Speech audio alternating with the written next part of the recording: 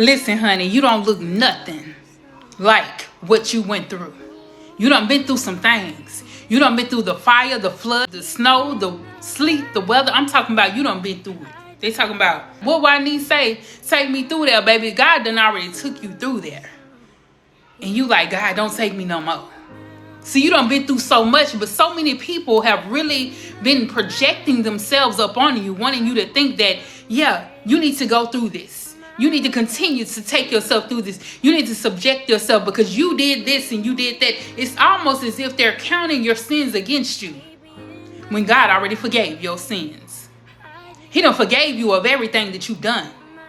Yeah, they were looking at you thinking that they could think to themselves that, yeah, what I'm doing is actually working. The spells, the witchcraft, the black magic, the OBA. Oh, it's working because, see, they go to these spiritual courts with God and say, you know what? You say that's your child, but remember when they did this? Remember when they did that? But what did God say? He said that I sent my son to die for them, and the blood covers them. They are blessed and highly favored, above and not beneath, the lender and not the borrower.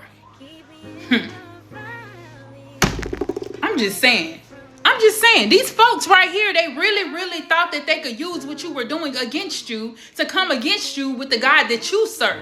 They don't understand that you serve a mighty God, that you serve a God that looks high and he sits low. He sits high and he looks low. He know what he did with you in your life. He knew what you were going to do. He knew what you were going to do before you came out of your mother's womb. He knew already. But these folks came to the spiritual courts like, baby, this happened, this happened. I'm talking, they done sat here and took notes about you, baby. They done looked you up. They done monitor you. They done came to you astro projecting in the places where you're at to try to get you to speak against yourself. To find things about you that you've done that you would speak upon. If they're listening, they will hear the things that you've done. And these folks have seen you at your worst. But God says, you're still my best. See, you're his best bet. You are God's best bet.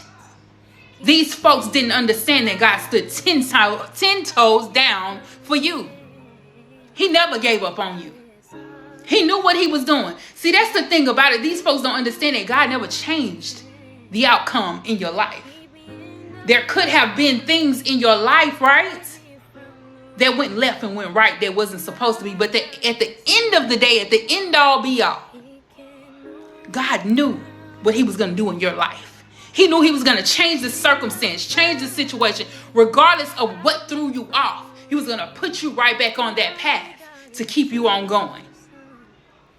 Your enemies have plotted up against you.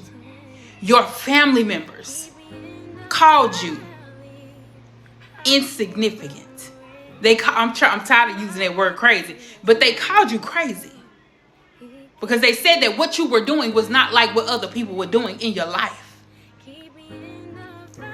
Because you were different, because you stood 10 toes down in the purpose that God gave you. And when you found yourself, they looked at you and said, all they do is talk about God. All they do is say this and that about God. They're not living their life like us. You know, see them, they go out and about in the world and they want to do whatever it is that they want to do. But see, you done been there and done that, and you done bought the t-shirt and you done wore it and everything else. You done did all that. But now you're on your path. You're on the right path with God. You're on the path of righteousness. Because see, you already did that.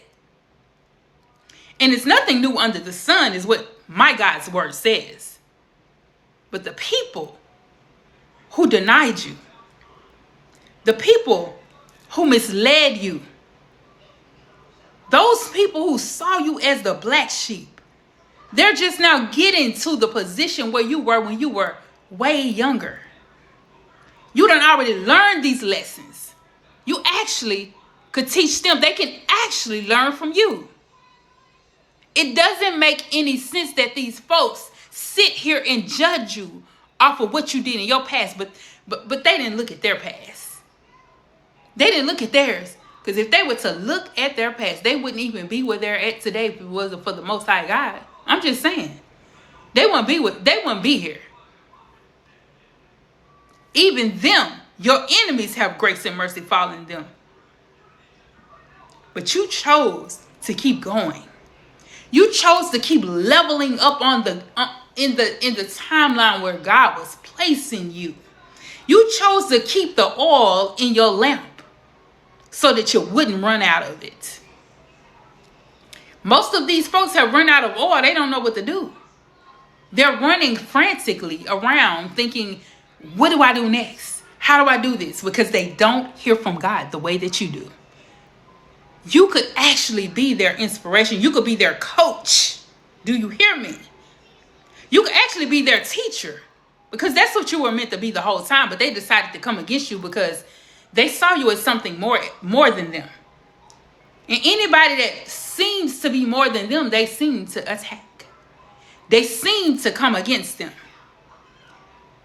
But they didn't understand the type of God you serve. He changes things within the midst, because when you're looking for something at 11:59, God is when you're looking for something that is for 12 a.m., He's the 11:59 God. He comes right on time, right before that big break, right before it's time to turn it in, right before the deadline. Think about the word deadline. These folks drew a line in the sand and said you were dead. That God forgot about you. That God left you. They drew a line in the sand. That's that deadline. Deadline. The line in which they drew up around you. This person is not qualified. Because see, this was their organization, but they didn't understand that God was creating something for you, specifically. For you, your spiritual team, your people, your real, true anointed ones. God drew a line in the sand for you and said, this person, y'all can't step before this one. There's a protection. That line in the sand was a hedge of protection around you. And it's still there. Don't get it twisted. It's still there. But your enemies also seen or saw this as a dead line, that you will be unalived by this time. They went to the graveyard. They went to the what is it, Sensei Marte? They went to the spirit of death, consulted with that spirit to take you out of here, to end your life, to end your career, to end what you were doing. But God says that same deadline that they drew is my hedge of protection that is around you. You're not to be touched. Touch not my anointed and do my prophets no harm. And that's exactly what God is doing for your life. I want you to understand that. And hear me though. Hear me, okay? Hear me when I say this. That God is with you. And if God be for you, who could be against you? Who? Nobody, baby. Nobody. Nobody could be against what God has done in your life. You have lifted yourself up, and God says, I'm lifting up a standard for you, baby. I'm lifting that standard up so nobody could come against you and attack you the way that they used to. Your family, your friends, those organizations, they stood up against you. Many of you guys joined these organizations because you felt like they were of God, but you shortly found out that they were of something else. They were utilizing spirits that were not of God, but you begin to see God open your eyes to see. He pulled the wool off of your eyes so that you could see the real deal. He pulled the wool from over your eyes so that you could see what it really was. They thought that you would be able only to see what they were doing, that the way that they portrayed themselves, because see, they can try to portray themselves differently in the spiritual realm to make it look like they're actually that guy, that chosen one. Because see, they've been telling all their people, baby, I'm the chosen one. That chosen one over there, they lying. Baby, they ain't even got the gifts that they say God gave them. They're lying. They don't even know nothing. They can't even read the cards. They can't even do it. Baby, that's what they saying. That's what I'm hearing them saying. They say you fake. They say you a fraud. I told y'all that the other day. They say you're a fraud. That this ain't what you're supposed to be doing. But see, God called you for this.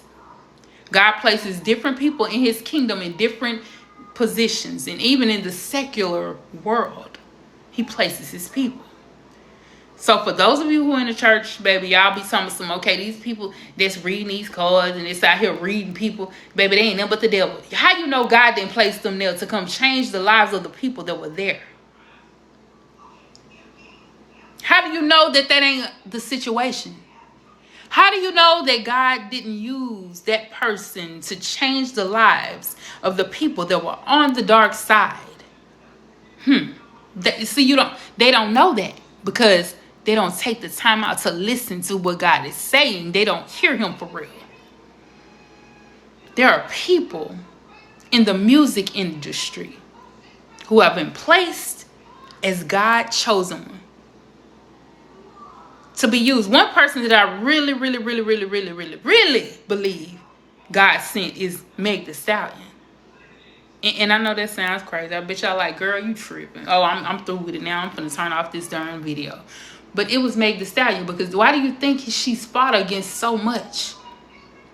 A lot of people are for her, but a lot of people seem to come against her when things go wrong. That is a true definition of a chosen one. That's the true definition of a chosen one. Meg Thee Stallion was sent in that industry to do something different, to change what was going on. See, she was with one record label who tried to use her, manipulate her, and she sued them and she got herself out of it. Then she went to Roc Nation, and then of course they used her too. I mean, y'all know that, because they ain't even put her out there. She ain't really been out there like she used to be, but they used her too. Now I don't even know who she with. I'm just gonna be honest. Who is Meg? Who you with now?